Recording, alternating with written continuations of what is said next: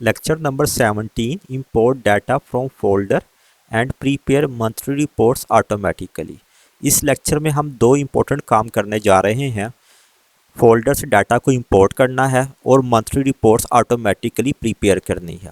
सबसे पहले हम फोल्डर से डाटा को इंपोर्ट करते हैं। ये देखें, मेरे सिस्टम पे एक फ़ोल्डर बना हुआ है मंथली रिपोर्ट्स। मंथली रिपोर्ट्स पर डबल क्लिक करें तो नीचे इसके अंदर एक एक्सेल की फ़ाइल जिसका नाम जनवरी है, JAN, उसमें हमारा डाटा मौजूद है। हमने इसको पावर BI के अंदर, पावर क्यूरी एडिटर के अंदर इसको इंपोर्ट करना है। Under the home tab click on new source. New source के नीचे देखें लास्ट ऑप्शन है मोर, उस पर क्लिक करेंगे। गेट डाटा की विंडो ओपन हो जाएगी। गेट डाटा में ऑप्शन है फोल्डर।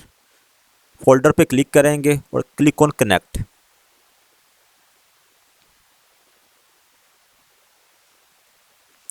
ये हमसे फोल्डर पाथ पूछेगा।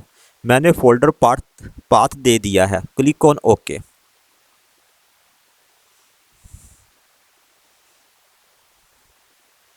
ये प्रोसेस कर रहा है। ये देखें, ये एक विंडो ओपन हो गई है। इसके अंदर मुख्तलिफ कॉलम्स है और जो डाटा है उसकी डिटेल दी हुई है।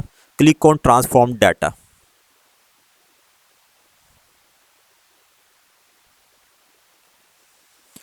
ये देखें, ये हमारा डाटा जो है ये इंपोर्ट हो चुका है। डाटा जो है वो पहले कॉलम में है जिस पे लिखा हुआ है बाइनरी। डाटा जो है वो 0 1 की शेप यानी बाइनरी शेप में है और अदर कॉलम जो है वो हमारे इस्तेमाल के नहीं हैं, लिहाजा हम इस पर राइट क्लिक करेंगे, सेलेक्ट करेंगे, right click, third option remove other columns. इसके बाद हमने इस कंटेंट्स को, बाइनरी को जो है रीडेबल फॉर्म में लेके आना। उसके लिए एक्सेल डॉट वर्कबुक का फार्मूला लगाएंगे एक नए कॉलम में। कैसे? ऐड कॉलम पे क्लिक कीजिए। ऐड कॉलम के नीचे कस्टम कॉलम, एक कस्टम कॉलम क्रिएट करेंगे। यह हमारे पास कस्टम कॉलम की ऑप्शन आ गई है।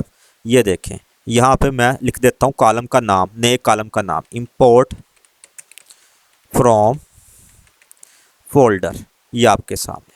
नीचे फार्मूला एक्सेल डॉट वर्कबुक, जो कि हमें ज़बानी याद होना चाहिए, हमारी फिंगर टिप्स पे होना चाहिए। ये देखें, एक्सेल डॉट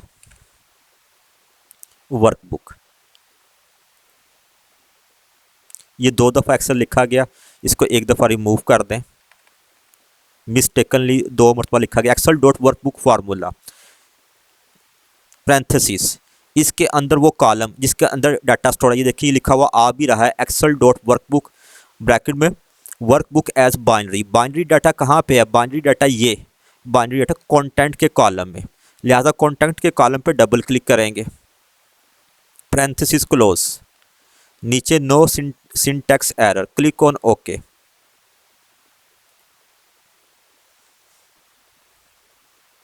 ये देखें, हमारा डाटा जो है ये इस टेबल के अंदर आ चुका हुआ है। ये साथ एक्सपैंड का आइकॉन है, इस पे क्लिक करेंगे, एक्सपैंड के आइकॉन पे।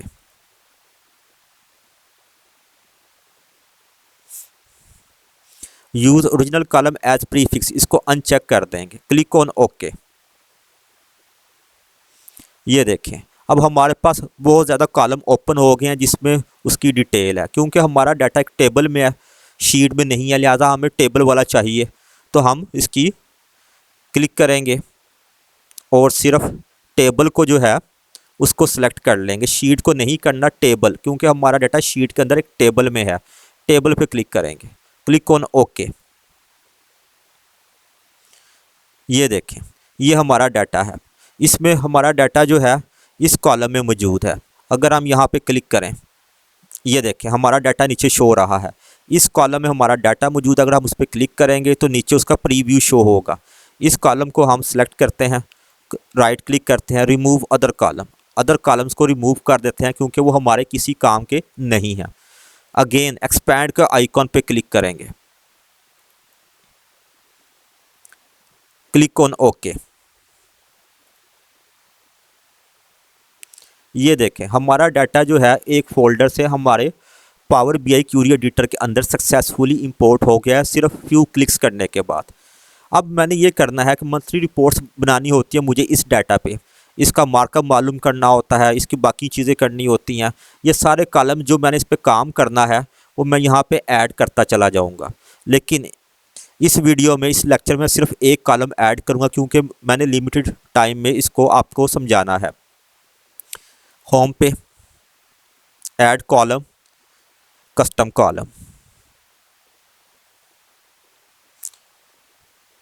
एक नया कॉलम ऐड करने जा रहा हूँ। उस पर मैंने लिख दिया इंटरेस्ट, कॉलम का नाम इंटरेस्ट ऑन डिपॉजिट। किस पे डिपॉजिट है? बैलेंस पे। अकाउंट डेट है, अकाउंट नंबर है, अकाउंट टाइटल है। मैंने जो है इंटरेस्ट किस कॉलम पे मालूम करना है? बैलेंस वाले कॉलम पे मालूम करना है। उस पे कितने परसेंट इंटरेस्ट? ज़रब 10 divided by 100, 10%। मैं एग्जांपल ले रहा हूँ, आपका डाटा सेट, आपका सिनेरियो मुख्तलिफ हो सकता है। Click on okay. ये देखें, एक नया कॉलम हो गया, उसने सक्सेसफुली जो है इंटरेस्ट ऑन डिपॉजिट कैलकुलेट कर लिया है। अब मैं ये मंथली रिपोर्ट हर महीने बनानी होती है।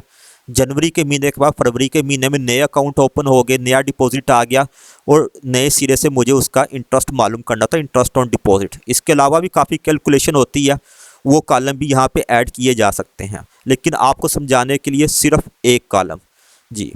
अब मैं इसको मंथली डाटा कैसे मंथली प्रीपेयर करूँगा? सिर्फ सिंगल क्लिक से। ये देखें,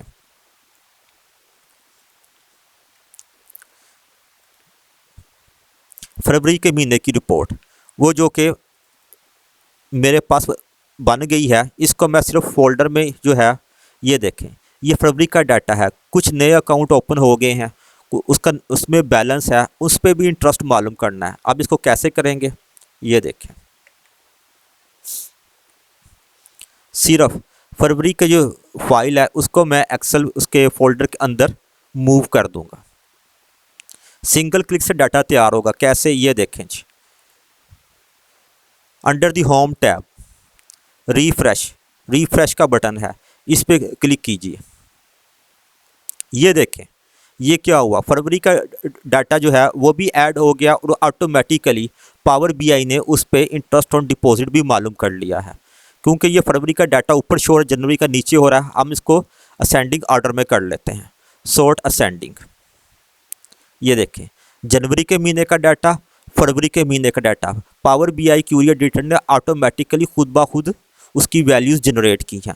अगले महीने मार्च के महीने में मुझे एक और फाइल मिल जाती है, और वो मैं कैसे तैयार करता हूँ? ऑटोमेटिकली। ये देखें, ये मार्च के महीने की फ़ाइल, इसको मैं फोल्डर के अंदर मूव कर देता हूँ। ये मैंने मूव कर दिया फोल्डर के अंदर जी। अब अपना क्यूरी एडिटर ओपन करता हूँ जी। ये देखें, under the home tab only single click, refresh का बटन दबाना है। मुझे हर महीने सारा काम दोबारा से नहीं करना, सिर्फ रिफ्रेश का बटन दबाना है। और ये देखें, ऑटोमेटिकली मार्च के महीने का डाटा बनता चला गया। मुझे सिर्फ एक मरतबा मेहनत करनी है, बाकी weekly reports, fortnightly reports, monthly reports automatically system खुद तैयार करता है। ये सिस्टम रिपोर्ट्स तैयार कर रहा है। इसके देखें, लेफ़्ट टॉप कॉर्नर पे एक आइकॉन टेबल का शो हो रहा है, उसके साथ एरो की सिंबल है, उस पर क्लिक करता हूँ, कॉपी इंटायर टेबल। इसको मैं एक्सेल में पेस्ट कर लेता हूँ। ये देखें, मेरा जो है तीनों महीने का डाटा ऑटोमेटिकली उसको पावर बीआई क्यूरी एडिटर ने तैयार किया है, और वो सिंगल क्लिक से दोबारा एक्सेल में एक्सपोर्ट भी हो गया है। और ये बहुत बड़ा एडवांटेज है, बहुत बड़ा यूज़ है पावर बीआई का, कि वो हमारा टाइम बचा लेता है और हमें सिर्फ एक दफ़ा मेहनत करनी पड़ती है। रेपिटेटिव टास्क हमें बार बार नहीं करने पड़ते। पावर बीआई क्यूरी एडिटर खुद ब खुद ये काम करता है हमारे लिए। आज के लेक्चर में सिर्फ इतना। आपका बहुत शुक्रिया।